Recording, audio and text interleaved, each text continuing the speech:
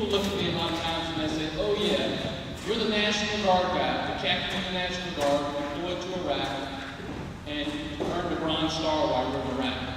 I agree with them because that is a part of my story about what I bring to the table and why I have qualifications to be your next congressman.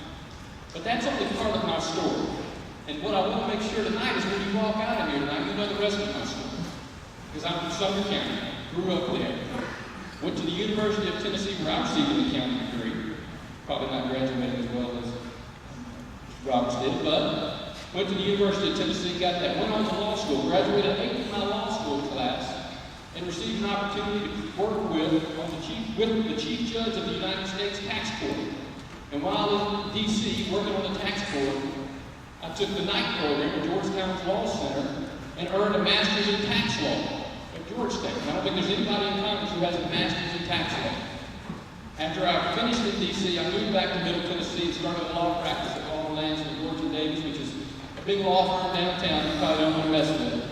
But have risen to the level of partner in that law firm and worked with businesses. I work with nonprofits, I work with individuals on a day-in and day-out basis, and have done that for the last 12 years. Working with them, trying to figure out ways to make government work well for them, primarily in the tax area, but also working with businesses, trying to figure out what type of business do I want to start? Do I want to do an LLC? Do I want to do a corporation? Working with nonprofits to make sure that they navigate all the different rules that are out there that nonprofits have to navigate through. And so, in addition to doing those business type things, I'm also going to court. On numerous occasions, I've argued in front of the Tennessee Court of Appeals on 5 different occasions, and in fact, about a month ago, argued in front of the Tennessee Supreme Court, which is a rare occurrence, and if you talk to a lot of people who are lawyers who do what I do, they'll say that a 38-year-old guy who's argued in front of the Tennessee Supreme Court, that's a rarity. And so I tell you all those things not to get up there and beat my chest and say, look at all these things that I've done.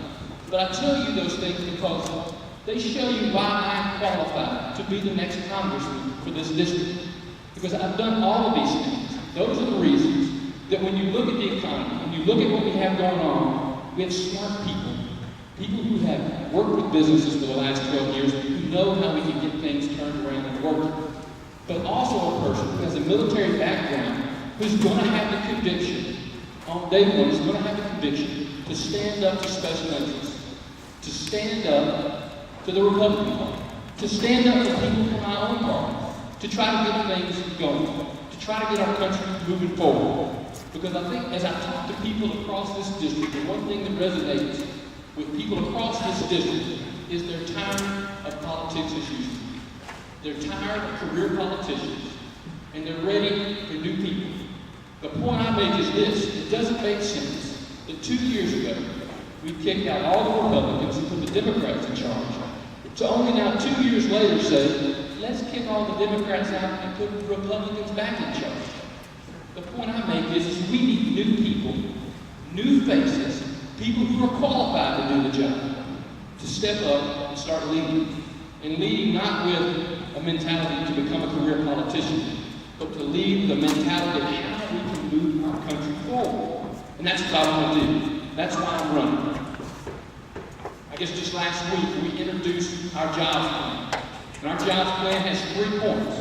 It's focused on infrastructure, it's focused on financial reform, and it's focused on training our workforce, vocational training and other training, not just K-12 training, not just training, not just education, but training people who are out there right now who they don't have time to go back to work or go back to college to get a degree. We need to get those people skills so they can join back our workforce, because people want to work. People want to get out there and do the things. And so I recognize from doing what I've done for the last 12 years is that the federal government has a role in that process. And the federal government will work with state and local officials. I understand how that works. I know what the federal government's role is. I've worked at the state level, and I understand what the state government's role is. And so having that experience, doing the things that I've done, made me ready on day one to represent the interests of this district. I appreciate you letting me come here tonight. Brett Carter, Democratic Congressman, I appreciate your consideration for a vote. Thank you.